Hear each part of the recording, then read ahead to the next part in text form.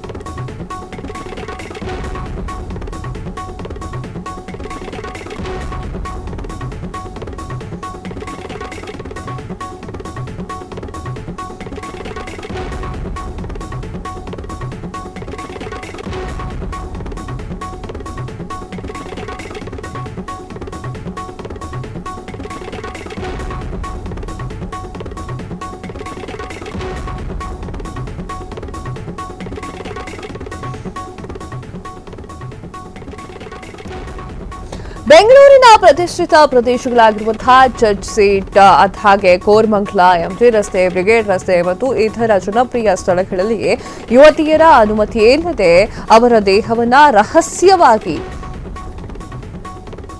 Shoot ಮಾಡ್ತಾ ಇರುವಂತಹ ಕಾಮಿಸ್ಟ ಸಿಕ್ಕಾಕೊಂಡಿದ್ದಾನೆ. ಈತ ಮಾಡಿದ್ದು ನೋಡಿದ್ರೆ ಎಂಜಿ ರೋಡ್ ಲಲನೆಯರು ಶಾಕ್ ಆಗ್ತಾರೆ. ಹುಡುಗಿಯರನ್ನ ಬಿಡ್ತಾ ಇರಲಿಲ್ಲ, ಆಂಟಿಯರನ್ನು ಬಿಡ್ತಾ ಇರಲಿಲ್ಲ. ಕಾಮುಕ. ಮಹಿಳೆಯರ ಮೈ ಮುಟ್ಟುತ್ತಿರಲಿಲ್ಲ, ಆದ್ರೂ ಕೂಡ ಈತ ವಿಕೃತ ಕಾಮವನ್ನ ಎಸಗಿದ್ದ. ಬೆಂಗಳೂರಿನ ಎಂಜಿ ರೋಡ್ ವಿಕೃತ ಕಾಮಿ ಕಡೆಗೂ ಸಿಕ್ಕಿ ಹಾಕಿಕೊಂಡಿದ್ದಾನೆ. ಜನಪ್ರಿಯ ಸ್ಥಳಗಳಲ್ಲಿ ಮಹಿಳೆಯರ ಫೋಟೋವನ್ನ ತೆಗಿತಾ ಇದ್ದಂತಹ ಕಾಮಿ. ಚರ್ಚ್ ಸ್ಟ್ರೀಟ್ ಹಾಗೂ ಕೋರಮಂಗಲ, ಎಂಜಿ ರೋಡ್ ಹುಡುಗಿಯರೇ ಈತನ ಟಾರ್ಗೆಟ್ ಆಗಿತ್ತು. ಮೊಬೈಲ್ನಲ್ಲಿ ಮಹಿಳೆಯರ ಸೊಂಟ ಹಾಗೂ ಎದೆಗೆ ಝೂಮ್ ಹಾಕ್ತಾ ಇದ್ದಂತಹ ವಿಕೃತ ಕಾಮಿ ಅರೆ ಬರೆ ಫೋಟೋ ತಕೊಂಡು ಸೋಷಿಯಲ್ ಮೀಡಿಯಾಗೆ ಆ ಒಂದು ಫೋಟೋಗಳನ್ನು ಹಾಕ್ತಾ ಇದ್ದ. ಕಡೆಗೂ ಕೂಡ ಪೊಲೀಸರ ಕೈಗೆ ಸಿಕ್ಕಿ ಹಾಕಿಕೊಂಡಿದ್ದಾನೆ 26 ವರ್ಷದ ಕಾಮುಕ ಗುರುದೀಪ್ ಸಿಂಗ್. ಸ್ಕ್ರೀನ್ ಮೇಲೆ ನೋಡ್ತಾ ಇದ್ದೀರಾ ನೀವು. ಅದು ಯಾವ ರೀತಿಯ ಹುಡುಗಿಯರ ಫೋಟೋವನ್ನ ಹಾಕುವಂತ ಖಯಾಲಿ ಇತ್ತು ಈತನಿಗೆ ಅಂತ. ಈತರಿಗೆಲ್ಲ ಏನ್ ಮಾಡಬೇಕು ಅಂತಂದ್ರೆ ಸರಿಯಾದ ಶಿಕ್ಷೆಯನ್ನ ಕೊಡಬೇಕು. ಆದ್ರೆ ಮಾತ್ರ ಇಂಥ ಕೆಲಸವನ್ನ ಮಾಡೋರು ಇನ್ನೊಬ್ರು ಇರ್ತಾರಲ್ಲ, ಅವರಿಗೆ ಸರಿಯಾದ ಪಾಠ ಕಲಿಸ್ದಂಗ ಆಗುತ್ತೆ. ರಹಸ್ಯವಾಗಿ ವಿಡಿಯೋಗಳನ್ನ ತೆಗೆತಿದ್ದುವಂತಹ ಕಾಮುಕ ಫೇಸ್ಬುಕ್ ನಲ್ಲಿ ಹಾಗೆ ಇನ್ಸ್ಟಾಗ್ರಾಮ್ ನಲ್ಲಿ ಯುವತಿಗಳನ್ನ ಫೋಟೋಗಳನ್ನ ಹಾಕ್ತಾ ಇರುವಂತದ್ದು. ಬೆಂಗಳೂರಿನ ಪ್ರತಿಷ್ಠಿತ ಪ್ರದೇಶಗಳಾಗಿರುವಂತಹ ಚರ್ಚ್ ಸ್ಟ್ರೀಟ್, ಕೋರಮಂಗಲ, ಎಂಜಿ ರಸ್ತೆ, ಬ್ರಿಗೇಡ್ ರಸ್ತೆ ಮತ್ತು ಇತರ ಜನಪ್ರಿಯ ಸ್ಥಳಗಳಲ್ಲಿ ಮಹಿಳೆಯರ ಅನುಮತಿ ಇಲ್ಲದೆ ಅವರ ದೇಹವನ್ನ ರಹಸ್ಯವಾಗಿ ವಿಡಿಯೋವನ್ನ ಚಿತ್ರಿಸಿ ಅವುಗಳನ್ನ ಸೋಷಿಯಲ್ ಮೀಡಿಯಾಗಳಲ್ಲಿ ಅಪ್ಲೋಡ್ ಮಾಡ್ತಾ ಇದ್ದಂತಹ ವ್ಯಕ್ತಿಯನ್ನ ಬೆಂಗಳೂರು ಪೊಲೀಸರು ಬಂಧಿಸಿದ್ದಾರೆ. ಬಂಧಿತ ವ್ಯಕ್ತಿಯನ್ನ 26 ವರ್ಷದ ಗುರುದೀಪ್ ಸಿಂಗ್ ಅಂತ ಗುರುತಿಸಲಾಗಿದೆ. ಬಂಧಿತ ಗುರುದೀಪ್ ಸಿಂಗ್ ನಗರದ ಪ್ರತಿಷ್ಠಿತ ಪ್ರದೇಶಗಳಿಗೆ ಹೋಗಿ ಅಲ್ಲಿ ಯುವತಿಯರ ಮತ್ತು ಮಹಿಳೆಯರ ವಿಡಿಯೋಗಳನ್ನ ರಹಸ್ಯವಾಗಿ ಚಿತ್ರಿಸುತ್ತಾ ಇದ್ದ. ಬಳಿಕ ಆ ಒಂದು ವಿಡಿಯೋಗಳನ್ನ ಆತನ ಇನ್ಸ್ಟಾಗ್ರಾಮ್ ಮತ್ತು ಟ್ರೆಂಡ್ಸ್ ಖಾತೆಗಳಲ್ಲಿ ಅಪ್ಲೋಡ್ ಮಾಡ್ತಾ ಇದ್ದ. ಇದಕ್ಕೆ ಅಶ್ಲೀಲ ಶೀರ್ಷಿಕೆಗಳನ್ನ ನೀಡ್ತಾ ಇದ್ದ. ಈ ಗುರುದೀಪ್ ಸಿಂಗ್ ಈ ರೀತಿ ನೂರಾರು ಹೆಣ್ಣು ಮಕ್ಕಳ ವಿಡಿಯೋಗಳನ್ನ ಅಪ್ಲೋಡ್ ಮಾಡಿದ್ದು, ಹೀಗಾಗಿ ಒಂದು ದುರ್ವರ್ತನೆ ರಹಸ್ಯವನ್ನ ಓರ್ವ ಸಂತ್ರಸ್ತೆ ಬಯಲಿಗೆ ಎಳೆದಿದ್ದಾಳೆ. ದಿವ್ಯಾ ಎನ್ನುವುದಕ್ಕೆ ಆತನ ದುಷ್ಕೃತ್ಯವನ್ನ ಬಯಲಿಗೆ ಎಳೆದಿದ್ದು ತನಗಾಗಿರುವಂತಹ ನೋವನ್ನ ಸಾಮಾಜಿಕ ಜಾಲತಾಣದಲ್ಲಿ ಹಂಚಿಕೊಂಡಿದ್ದಾರೆ. ಈ ಬಗ್ಗೆ ಪೋಸ್ಟ್ ಮಾಡಿರುವಂತಹ ಯುವತಿ ತನ್ನ ಕೆಲ ವಿಡಿಯೋಗಳನ್ನ ಯಾರು ಚಿತ್ರಿಸಿ ಸೋಷಿಯಲ್ ಮೀಡಿಯಾಗಳಿಗೆ ಅಪ್ಲೋಡ್ ಮಾಡ್ತಾ ಇದ್ದಾರೆ ಅಂತ ಹೇಳಿ ತನ್ನ ಸ್ನೇಹಿತರಿಗೆ ಮಾಹಿತಿಯನ್ನ ನೀಡಿದ್ರು. ಈ ಬಗ್ಗೆ ನಾನು ಪರಿಶೀಲಿಸಿದಾಗ ನನ್ನ ವಿಡಿಯೋಗಳು ಮಾತ್ರವಲ್ಲದೆ ನೂರಾರು ಹೆಣ್ಣು ಮಕ್ಕಳ ವಿಡಿಯೋಗಳು, ಪೋಸ್ಟ್ಗಳು ನನ್ನ ಗಮನಕ್ಕೆ ಬಂದಿದೆ. ಮೊದಲು ನನ್ನ ಅನುಮತಿ ಇಲ್ಲದೆ ನನ್ನ ವಿಡಿಯೋಗಳನ್ನ ಅದು ಕೂಡ ರಹಸ್ಯವಾಗಿ ಚಿತ್ರಿಸಿದ್ದೇ ತಪ್ಪು. ಅಂತಹುದರಲ್ಲಿ ಅವುಗಳನ್ನ ಸಾಮಾಜಿಕ ಜಾಲತಾಣದಲ್ಲಿ ಅಪ್ಲೋಡ್ ಮಾಡ್ತಲಾಗ್ತಾ ಇದೆ.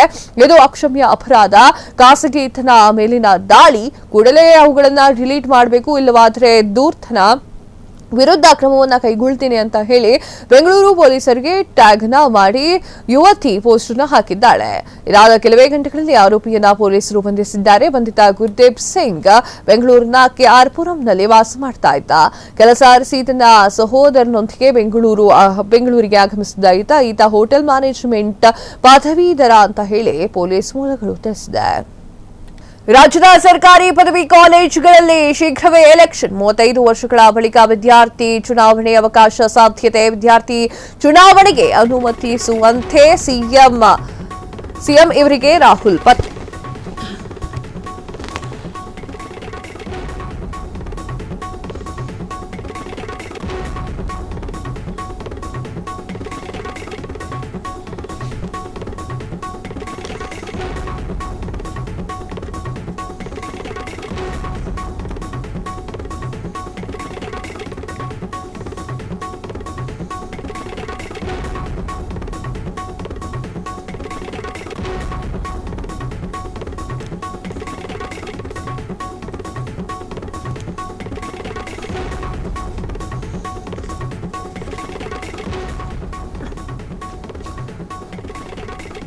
ರಾಜ್ಯದಲ್ಲಿ ಸರ್ಕಾರಿ ಪದವಿ ಕಾಲೇಜುಗಳಲ್ಲಿ ಶೀಘ್ರವೇ ಎಲೆಕ್ಷನ್. 35 ವರ್ಷಗಳ ಬಳಿಕ ವಿದ್ಯಾರ್ಥಿ ಚುನಾವಣೆ ಅವಕಾಶ ಸಾಧ್ಯತೆ.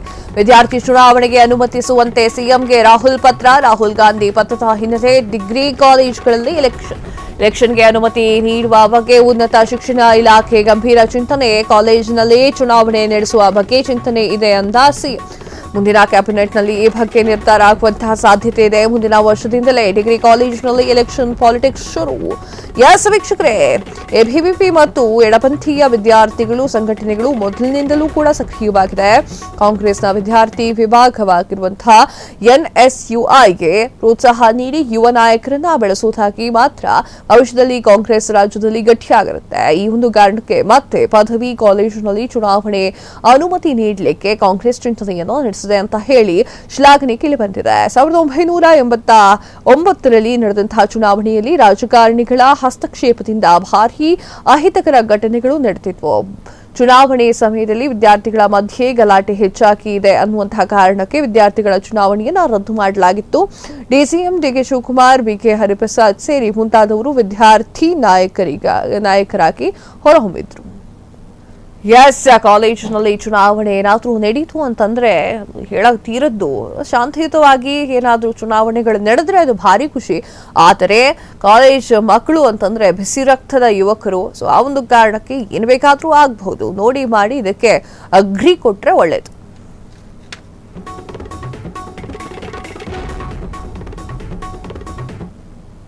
ಕನ್ನಡದ ನಟಿ ಬಿಗ್ ಬಾಸ್ ಸ್ಪರ್ಧೆಗೆ ಬಿಗ್ ಶಾಕ್. ಕನ್ನಡದ ನಟಿ ಬಿಗ್ ಬಾಸ್ ಸ್ಪರ್ಧೆಗೆ ಬಿಗ್ ಶಾಕ್.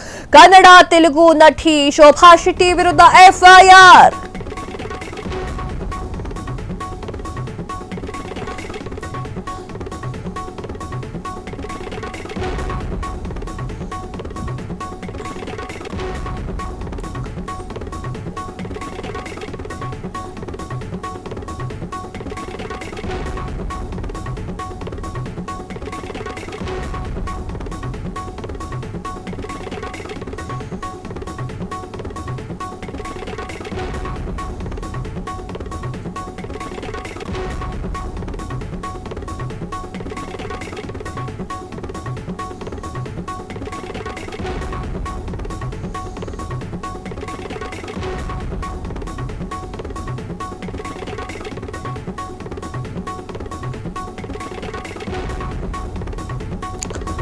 ಕನ್ನಡದ ನಟಿ ಬಿಗ್ ಬಾಸ್ ಸ್ಪರ್ಧೆಗೆ ಬಿಗ್ ಶಾಕ್. ಕನ್ನಡದ ನಟಿ ಬಿಗ್ ಬಾಸ್ ಸ್ಪರ್ಧೆಗೆ ದೊಡ್ಡ ಶಾಕ್ ನೀಡಲಾಗಿದೆ. ಕನ್ನಡ ತೆಲುಗು ನಟಿ ಶೋಭಾ ಶೆಟ್ಟಿ ವಿರುದ್ಧ ಎಫ್ಐಆರ್. ಬೆಟ್ಟಿಂಗ್ ಆಪ್ ಪ್ರಮೋಷನ್ ಮಾಡಿ ಕೆಟ್ಟ ಶೋಭಾ ಶೆಟ್ಟಿಗೆ ಸಮನ್ಸ್ ಜಾರಿ ಮಾಡಿರುವಂತಹ ಇಡಿ. 10 ದಿನಗಳಲ್ಲಿ ವಿಚಾರಣೆಗೆ ಹಾಜರಾಗುವಂತೆ ಸಮನ್ಸ್ ಜಾರಿ. ಕನ್ನಡ ತೆಲುಗು ಬಿಗ್ ಬಾಸ್ ನಲ್ಲೂ ಕೂಡ ಕಾಣಿಸಿಕೊಂಡಿರುವಂತಹ ಶೋಭಾ ಶೆಟ್ಟಿ ತೆಲುಗಿನ ಸೀರಿಯಲ್ಗಳಲ್ಲಿ ಹೆಚ್ಚಾಗಿ ಕಾಣಿಸಿಕೊಳ್ತಾ ಇದ್ದಂತಹ ಕನ್ನಡದ ನಟಿ ಇದೇ ಜನಪ್ರಿಯತೆ ಎನ್ಕ್ಯಾಚ್ ಮಾಡಿಕೊಂಡಿದ್ದಂತಹ ಬೆಟ್ಟಿಂಗ್ ಕಂಪನಿಗಳು ಶೋಭಾ ಶೆಟ್ಟಿ ಕೈಯಲ್ಲಿ ಬೆಟ್ಟಿಂಗ್ ಆಪ್ ಪ್ರಮೋಷನ್ ಮಾಡಿಸಿದಂತಹ ಕಂಪನಿಗಳು. ಈಗ ಶೋಭಾ ಶೆಟ್ಟಿಗೆ ಸ್ವಲ್ಪ ತಲೆನೋವು ಶುರುವಾಗಿದೆ. ಬಿಗ್ ಬಾಸ್ ನಲ್ಲಿ ಶೋಭಾ ಶೆಟ್ಟಿ ಯಾರಿಗೂ ಗೊತ್ತಿಲ್ಲ ಹೇಳಿ. ತೆಲುಗುನಲ್ಲಿ ಸಖತ್ತಾಗಿ ಹಿಟ್ ಆಗಿರುವಂತಹ ಶೋಭಾ ಶೆಟ್ಟಿಯನ್ನ ಇಲ್ಲಿ ಕನ್ನಡದ ಬಿಗ್ ಬಾಸ್ಗೂ ಕೂಡ ಕರೆಸಲಾಯಿತು. ಅದಾದ ನಂತರ ಶೋಭಾ ಶೆಟ್ಟಿಗೆ 1-2 ದಿನ ಇರ್ಲಿಕ್ಕೆ ಆಗ್ಲಿಲ್ಲ. ನಮ್ಮ ಕನ್ನಡದ ಬಿಗ್ ಬಾಸ್ ನಲ್ಲಿ ಗಟ್ಟಿ ಹೆಣ್ಣಾಗಿರುವಂತಹ ಶೋಭಾ ಶೆಟ್ಟಿ ಹೊರಗೆ ಬರ್ತಾರೆ ಬಿಗ್ ಬಾಸ್ ನಿಂದ ಹೊರಗಡೆ. ಅದಾದ ನಂತರ ಅವರ ಫೇಮ್ ಅನ್ನ ಎನ್ಕ್ಯಾಚ್ ಮಾಡಿಕೊಂಡು ಸಾಕಷ್ಟು ಜನ ಬೆಟ್ಟಿಂಗ್ ಆಪ್ಗಳು ಅವರ ಹತ್ರ ಪ್ರಮೋಷನ್ ಕೂಡ ಮಾಡಿಸಿದ್ರು. ಈಗ ಶೋಭಾ ಶೆಟ್ಟಿಗೆ ಇಡೀ ನೋಟಿಸ್ ಅನ್ನ ಕೊಟ್ಟಿದ್ದು 10 ದಿನಗಳ ಒಳಗಾಗಿ 10 ದಿನಗಳಲ್ಲಿ ವಿಚಾರಣೆ ಇದೆ, ಹಾಜರಾಗಬೇಕು ಅಂತ ಹೇಳಿದ್ದಾರೆ. ಹೋಗ್ತಾರೋ ಇಲ್ವೋ ಗೊತ್ತಿಲ್ಲ, ಕಾದ್ ನೋಡ್ಬೇಕಾಗಿದೆ. ಇವ್ರಿಗೂ ಸೇರ್ಸ್ ಪ್ರಕಾಶ್ ರೈಗೂ ಕೊಟ್ಟಿದ್ದಾರೆ. ಏನಾಗುತ್ತೆ 10 ದಿನ ಆದ್ಮೇಲೆ ನೋಡ್ಬೇಕು.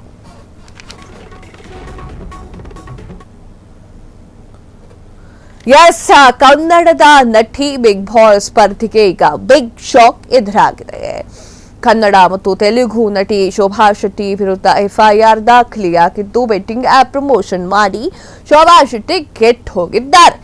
ಶೋಭಾ ಶೆಟ್ಟಿಗೆ ಸಮನ್ಸ್ ಕೂಡ ಜಾರಿ ಮಾಡಿರುವಂತಹ ಇಡಿ ಈ ಒಂದು ವಿಚಾರ ಸ್ವಲ್ಪ ಬೇಗ ಬರಬೇಕಾಗಿತ್ತು. ಆ ಬೆಟ್ಟಿಂಗ್ ಆಪ್ಗಳಿದಾವಲ್ಲ, ಆ ಬೆಟ್ಟಿಂಗ್ ಆಪ್ ಪ್ರಮೋಷನ್ಗೆ ಸಾಕಷ್ಟು ದುಡ್ಡುಗಳನ್ನ ಕೊಡ್ತಾರೆ. ಆ ಒಂದು ಕಾರಣಕ್ಕೆ ಫೇಮಸ್ ಆಗಿರುವಂತಹ ಸಾಕಷ್ಟು ನಟಿಯರು ಆ ಒಂದು ಬೆಟ್ಟಿಂಗ್ ಆಪ್ ಅನ್ನ ಪ್ರಮೋಷನ್ ಮಾಡ್ತಾರೆ. ಈಗ ಬರೀ ಶೋಭಾ ಶೆಟ್ಟಿಗೋ ಅಥವಾ ಪ್ರಕಾಶ್ ರೈಗೋ ಅಲ್ಲ, ಯಾರ್ಯಾರು ಬೆಟ್ಟಿಂಗ್ ಆಪ್ ಪ್ರಮೋಷನ್ ಮಾಡಿದಾರ್ ನೋಡಿ, ಕನ್ನಡದ ಸಖತ್ತಾಗಿರೋ ಸೂಪರ್ ಆಗಿರೋ ಹೀರೋಸು ಅವರೆಲ್ಲರಿಗೂ ಕೂಡ ಇದೇ ಪರಿಸ್ಥಿತಿ ಆಗತ್ತೆ. ಮುಂದೆ ನೋಡ್ಬೇಕು ಯಾರ್ಯಾರಿಗೆ ಯಾವ ದಿನಾಂಕದಂದು ಇಡಿ ನೋಟಿಸ್ ಕಳಿಸುತ್ತೆ ಅಂತ. Yes, safety first helmet mask ನಿನಾದ, ತಲೆಗೆ ಟಿವಿ ಹಾಕೊಂಡು ಬಂದಿರುವಂತಹ ಬೈಕ್ ಸವಾರ.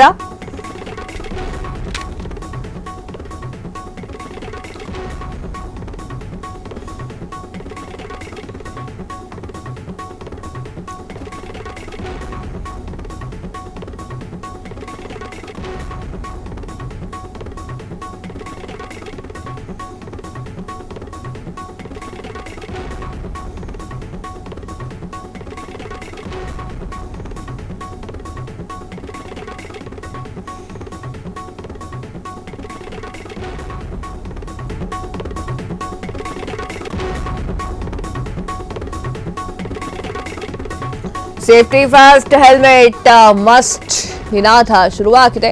ತಲೆಗೆ ಟಿವಿಯನ್ನ ಹಾಕೊಂಡು ಬಂದಿರುವಂತಹ ಬೈಕ್ ಸವಾರ ಸೇಫ್ಟಿ ಫಸ್ಟ್ ಹೆಲ್ಮೆಟ್ ಮಸ್ಟ್ ಅಂತ ನಿನಾದ ಎದ್ದಿದೆ. ಹೆಲ್ಮೆಟ್ ಧರಿಸಿ ಸಂಚರಿಸುವಂತೆ ಅರಿವು. ಬಸವರಾಜ್ ಎಸ್ ಗೌಡ್ರಿಂದ ವಿನೂತನ ಅಭಿಯಾನ. ವಿಧಾನಸೌಧದ ಮುಂದೆ ಕಾಣಿಸಿಕೊಂಡಿರುವಂತಹ ಬಸವರಾಜ್ ಎಸ್ ಗೌಡ, ಮಹಾಲಕ್ಷ್ಮಿ ಲೇಔಟ್ ನಿವಾಸಿ ಬಸವರಾಜ್ ಎಸ್ ಗೌಡ ಮೂಲತಃ bottle artist Basavaraj S Gowda. Yes, ಇದೊಂದು ಅಭಿಯಾನ ತುಂಬಾ ಚೆನ್ನಾಗಿದೆ. ಯಾಕಂದ್ರೆ ಹೆಲ್ಮೆಟ್ ಅನ್ನ ಧರಿಸಬೇಕು ಅಂತ ಹೇಳಿ ಎಷ್ಟು ಸಲ ಹೇಳಿದ್ರು ಕೂಡ ಕೇಳಲ್ಲ, ಹೆಲ್ಮೆಟ್ಗಳನ್ನ ಧರಿಸಲ್ಲ. ನಂಗೆ ಗೊತ್ತು ನಾವು ಹೆಂಗೆ ನಮ್ಮ ಸೇಫ್ಟಿಯನ್ನ ನೋಡ್ಕೊಳ್ಬೇಕು ಅನ್ನುವಂತಹ ವಿಚಾರಗಳನ್ನ ಹೇಳ್ತಾರೆ ವಾಹನ ಸವಾರರು. ಪೊಲೀಸರು ಎಷ್ಟೇ ಅಡ್ಡವಾಗಿ ನಿಂತುಕೊಂಡ್ರು ಅಥವಾ ಪೊಲೀಸರು ಎಷ್ಟೇ ದಂಡವನ್ನ ವಿಧಿಸಿದ್ರು, ನೆಕ್ಸ್ಟ್ ಎನ್ನುವಂತಹ ಮಸ್ಟ್ ಎನ್ನುವಂತಹ ನಿನಾದ ಈಗ ಶುರುವಾಗಿದೆ. ತಲೆ ಮೇಲೆ ಹಾಕೊಂಡು ಬಂದಿರುವಂತಹ ಟಿವಿಯನ್ನ ನೋಡಿದ್ರೆ ನೀವು ನೋಡಬಹುದು, ಸೇಫ್ಟಿ ಫಸ್ಟ್ ಹೆಲ್ಮೆಟ್ ಮಸ್ಟ್ ಅಂತ ಹೇಳಿ ಬರ್ಕೊಂಡಿದ್ದಾರೆ. ಹೆಲ್ಮೆಟ್ ಧರಿಸಿ ಸಂಚರಿಸುವಂತೆ ಅರಿವನ್ನ ಮೂಡಿಸ್ತಾ ಇರುವಂತದ್ದು ಬಸವರಾಜ್ ಎಸ್ ಗೌಡ್ರಿಂದ ವಿನೂತನ ಅಭಿಯಾನ ಶುರುವಾಗಿದೆ. ಬೆಂಗಳೂರಿನ ವಿಧಾನಸೌಧದ ಮುಂದೆ ಬಸವರಾಜ್ ಎಸ್ ಗೌಡ ಕಾಣಿಸಿಕೊಂಡಿದ್ದು, ಮಹಾಲಕ್ಷ್ಮಿ ಲೇಔಟ್ನ ನಿವಾಸಿಯಾಗಿರುವಂತಹ ಬಸವರಾಜ್ ಎಸ್ ಗೌಡ ಮೂಲತಃ ಬಾಟಲ್ ಆರ್ಟಿಸ್ಟ್ ಕೂಡ ಆಗಿದ್ದಾರೆ. ಏನ್ ಹೇಳಿದ್ದಾರೆ ಅವರು ನೋಡ್ಕೊಂಡು ಬರೋಣ ಬನ್ನಿ. ಇವತ್ತು ರಾಷ್ಟ್ರೀಯ ಹೆಲ್ಮೆಟ್ ಜಾಗೃತಿ ದಿವಸ. ಇದ್ರ ಸಲುವಾಗಿ ನಾವು ಹೆಲ್ಮೆಟ್ ಹಾಕಬೇಕು, ಈ ಥರ ಒಂದು ವಿಭಿನ್ನವಾಗಿ ಮಾಡಿರೋದ್ರಿಂದ ಏನಾಗುತ್ತೆ, ಒಂದು ಜನರ ಅಟೆನ್ಷನ್ ಈ ಕಡೆ ಬರುತ್ತೆ. ಇಲ್ಲಿ ನಮ್ಮ ಪೊಲೀಸ್ ಅವ್ರದ್ದೇ ವಾಕ್ಯ ಇದ್ರ ಮೇಲೆ ಹಾಕಿರ್ತಾರೆ ಟ್ರಾಫಿಕ್ ಬೋರ್ಡ್ಗಳಲ್ಲಿ, ಸೇಫ್ಟಿ ಫಸ್ಟ್ ಹೆಲ್ಮೆಟ್ ಮಸ್ಟ್ ಅಂತ. ಇದನ್ನು ಸ್ಲೋಗನ್ ಹಾಕೊಂಡು ಸುಮ್ಮನೆ ನಾನು ಬರೀ ಒಂದು 100 ಅಡಿ ಮಾತ್ರ ಇಲ್ಲಿ ಓಡಾಡ್ತಾ ಇದ್ದೀನಿ, ನಡ್ಕೊಂಡು ಓಡಾಡ್ಬಿಟ್ಟು ಸುಮ್ಮನೆ 100 ಅಡಿ ದೂರ ಗಾಡಿ ಮೇಲೆ ಬಂದಿದ್ದೀನಿ. ಏನಕ್ಕೆ ಅಂದರೆ ಇದು ಪೊಲೀಸರು ಹಿಡಿತಾರೆ ಅನ್ನೋ ಕಾರಣಕ್ಕೆ ನಾವು ಹೆಲ್ಮೆಟ್ ಹಾಕೋದು ಮುಖ್ಯ ಅಲ್ಲ. ನಾವು ಟೂ ವೀಲರಲ್ಲಿ ಹೋಗುವಾಗ ಅಕಸ್ಮಾತ್ ಸಹಜ ನೋಡಿ, ಗಾಡಿ ಅಂದಮೇಲೆ ಪಂಚರ್ ಆಗೋದು ಸಹಜ. ಗಾಡಿ ಅಂದಮೇಲೆ ಎಲ್ಲಿ ಬೇಕಾದ್ರೂ ಬೀಳ್ಬೋದು, ಇಲ್ಲ ಯಾರೋ ಬಂದು ಟಚ್ ಮಾಡಿ ನಾವು ಕೆಳಗಡೆ ಬೀಳ್ಬೋದು. ಅಂಥ ಟೈಮಲ್ಲಿ ನಮ್ಮ ತಲೆಗೆ ತೊಂದರೆ ಆಗಬಾರ್ದು. ಯಾಕಂದರೆ ತಲೆ ಸೂಕ್ಷ್ಮವಾದ ಇದಲ್ವ, ತಲೆಗೆ ಒಂದು ಸ್ವಲ್ಪ ಏನೋ ಬಿದ್ದು ಆ ಥರ ಎಷ್ಟೋ ಜನ ಕೋಮಾ ಸ್ಟೇಜ್ಗೆ ಹೋಗಿ 6 ತಿಂಗಳು ಕೋಮಾದಲ್ಲಿ ಇರ್ತಾರೆ. ಇಡೀ ಕುಟುಂಬಕ್ಕೆ ನೋವಾಗುತ್ತೆ. ನಾವು ಪೊಲೀಸರು ಹಿಡಿತಾರೆ ಅನ್ನೋ ಕಾರಣಕ್ಕೆ ಹೆಲ್ಮೆಟ್ ಹಾಕೋದನ್ನು ಅದು ತಪ್ಪಿಸ್ಕೊಂಡು ನಾವು ಫಸ್ಟು ನಮ್ಮ ಸೇಫ್ಟಿ, ಪ್ರತಿಯೊಬ್ಬರು ಮನೆ ಸದಸ್ಯರು ಅವ್ರವ್ರ ಮನೆಗೆ ಭಾಳ ಮುಖ್ಯವಾಗಿರ್ತಾರೆ. ಒಬ್ರಿಗೆ ತೊಂದರೆ ಆದರೂ ಇಡೀ ಮನೆಯಲ್ಲಿ ಎಲ್ಲರೂ ನರಳಾಡಬೇಕಾಗತ್ತೆ. ಹಾಗೆ ಈ ಥರದ್ದನ್ನು ಬೇಡಿ ದಯವಿಟ್ಟು ಪ್ರತಿಯೊಬ್ಬರು ಹೆಲ್ಮೆಟ್ನ ಧರಿಸಬೇಕು ಅನ್ನೋ ಒಂದು ಕಾರಣಕ್ಕಾಗಿ ನಾನು ಇದನ್ನು ಮಾಡಿದ್ದೆ ಸರ್. ಇವತ್ತು ದೇವಾಲಯಕ್ಕೆ ಬಂದಿದ್ದಂತಹ ರೂಪದರ್ಶಿಗೆ ಪೂಜಾರಿಯಿಂದ ಲೈಂಗಿಕ ಕಿರುಕುಳ. ವಿಶೇಷ ಪೂಜೆ ನೆಪದಲ್ಲಿ ರೂಪದರ್ಶಿ ಮೇಲೆ ಲೈಂಗಿಕ ಕಿರುಕುಳ. ಏಕಾಂತ ಸೇವೆ ನೆಪದಲ್ಲಿ ಆಕೆಯ ಬಟ್ಟೆ ಬಿಚ್ಚಲು ಸೂಚಿಸಿದಂತಹ ಪೂಜಾರಿ.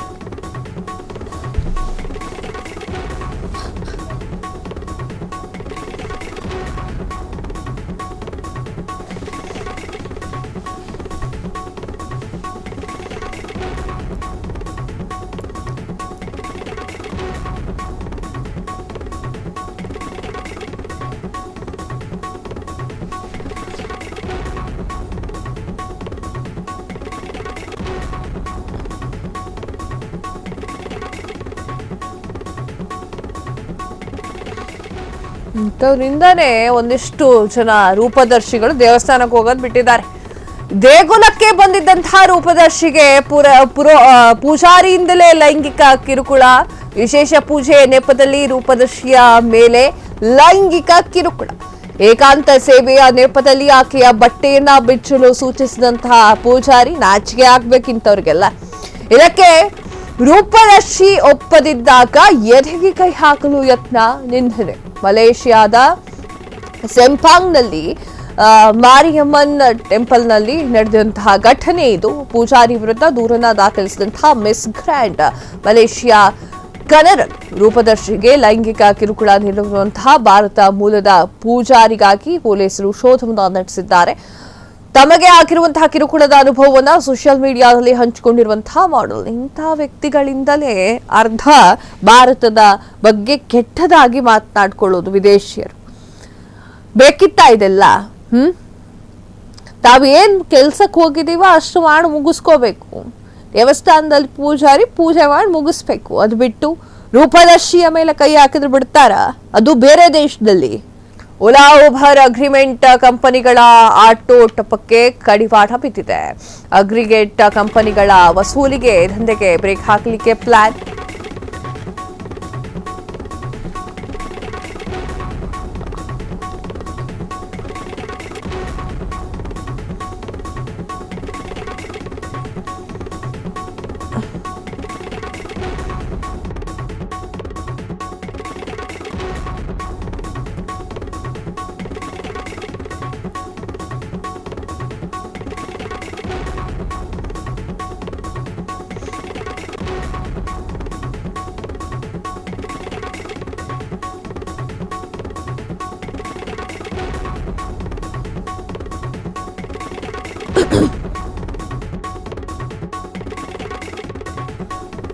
ಎಸ್ ವೀಕ್ಷಕರೇ, ಓಲಾ ಉಬರ್ ಅಗ್ರಿಗೇಟ್ ಕಂಪನಿಗಳ ಆಟಾಟೋಪಕ್ಕೆ ಕಡಿವಾಣ.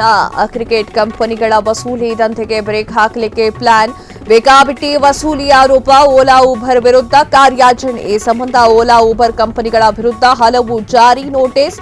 ಸಾರಿಗೆ ಇಲಾಖೆ ನೋಟಿಸ್ಗೆ ಜಗ್ಗಿಲ್ಲ ಬಗ್ಗಿಲ್ಲ ಓಲಾ ಉಬರ್ ಕಂಪನಿಗಳು. ಇದೀಗ ಓಲಾ ಉಬರ್ ಕಂಪನಿಗಳ ಆಟಾಟೋಪಕ್ಕೆ ನಿಯಂತ್ರಣ ಪ್ಲಾನ್. ಈಗಾಗಲೇ ಏಕರೂಪ ದರ ನಿಗದಿ ಮಾಡಿರುವಂತಹ ರಾಜ್ಯ ಸರ್ಕಾರ. ಆದರೆ ಪ್ರಯಾಣ ದರ ನಿಗದಿಯಲ್ಲಿ ಓಲಾ ಉಬರ್ ಕಂಪನಿ ವಸೂಲಿ. 3 ವರ್ಷಗಳಿಂದ ಓಲಾ ಉಬರ್ ಟ್ಯಾಕ್ಸಿಗಳ ತಪಾಸಣೆ ಮಾಡಿರಲಿಲ್ಲ. ನಿಯಮ ಉಲ್ಲಂಘಿಸಿ ಸೇವೆ ನೀಡಿದ್ರೂ ಕೂಡ ಸಾರಿಗೆ ಇಲಾಖೆಯಿಂದ ಕ್ರಮ ಆಗಿರಲಿಲ್ಲ. ಮೋಟಾರ್ ವೆಹಿಕಲ್ ಆಕ್ಟ್ ಫಾಲೋ ಮಾಡದಿದ್ರೂ ಕೂಡ ತಪಾಸಣೆ ನಡೆದಿರಲಿಲ್ಲ. ಆದರೆ ನಗರದಲ್ಲಿ ಮಿತಿ ಮೀರಿದಂಥ ಓಲಾ ಉಬರ್ ಟ್ಯಾಕ್ಸಿ ಆಟಾಟೋಪ. ಹೀಗಾಗಿ ಕಾರ್ಯಾಚರಣೆಗೆ ಆದೇಶ ನೀಡಿರುವಂತಹ ಸಾರಿಗೆ ಇಲಾಖೆ. ಎಸ್ ವೀಕ್ಷಕರೇ, ನಗರದಲ್ಲಿ ಮಿತಿ ಮೀರ್ತಾ ಇತ್ತು ಓಲಾ ಉಬರ್ ಟ್ಯಾಕ್ಸಿ ವಿಚಾರವಾಗಿ. ಹೀಗಾಗಿ ಕಾರ್ಯಾಚರಣೆಗೆ ಆದೇಶವನ್ನ ನೀಡಿದೆ ಸಾರಿಗೆ ಇಲಾಖೆ. ಓಲಾ ಉಬರ್ ಅಗ್ರಿಗೇಟ್ ಕಂಪನಿಗಳ ಆಟಾಟೋಪಕ್ಕೆ ಈಗ ಬ್ರೇಕ್ ಬಿದ್ದಂತಾಗಿದೆ. ಅಗ್ರಿಗೇಟ್ ಕಂಪನಿಗಳ ವಸೂಲಿ ದಂಧೆಗೆ ಬ್ರೇಕ್ ಹಾಕಲಿಕ್ಕೆ ಪ್ಲಾನ್ ಅನ್ನು ಮಾಡಿದ್ದು. ಬೇಕಾಬಿಟ್ಟಿ ವಸೂಲಿ ಮಾಡಿರುವಂತಹ ಆರೋಪಗಳು ಕೇಳಿ ಬಂದಿರುವಂತಹ ಹಿನ್ನೆಲೆಯಲ್ಲಿ ಓಲಾ ಉಬರ್ ವಿರುದ್ಧ ಕಾರ್ಯಾಚರಣೆ ನಡೆಸಲಾಗ್ತಾ ಇದೆ. ಈ ಸಂಬಂಧ ಓಲಾ ಉಬರ್ ಕಂಪನಿಗಳ ವಿರುದ್ಧ ಹಲವು ಬಾರಿ ನೋಟಿಸ್ ಕೂಡ ನೀಡಲಾಗಿದ್ದು, ಸಾರಿಗೆ ಇಲಾಖೆ ನೋಟಿಸ್ಗೆ ಜಗ್ಗಿಲ್ಲ ಬಗ್ಗಿಲ್ಲ ಓಲಾ ಉಬರ್ ಕಂಪನಿಗಳು. ಇದೀಗ ಓಲಾ ಉಬರ್ ಕಂಪನಿಗಳ ಆಟೋಟಪಕ್ಕೆ ನಿಯಂತ್ರಣ ಪ್ಲಾನ್ ಮಾಡಲಾಗಿದೆ.